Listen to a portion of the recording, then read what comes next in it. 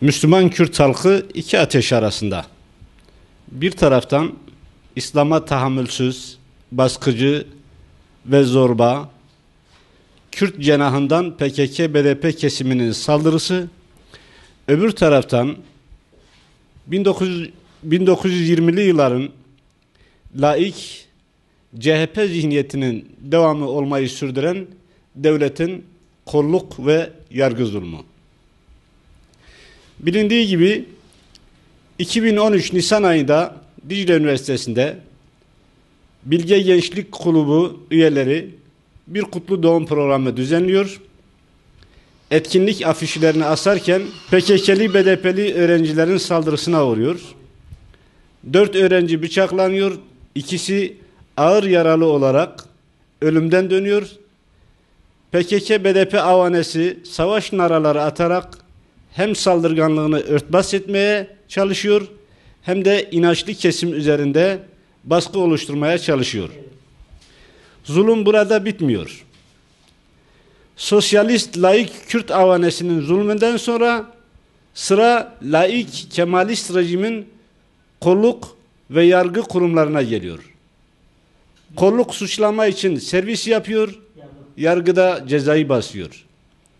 Hele yargının bu son kararı adeta insanları çileden çıkarıyor.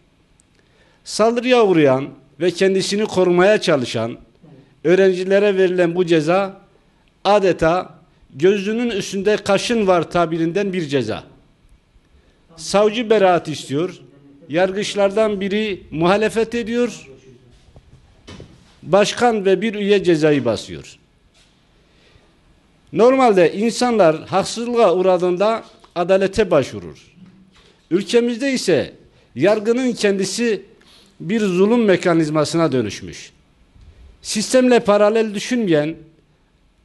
düşünmeyeni adeta imha etmek istercesine.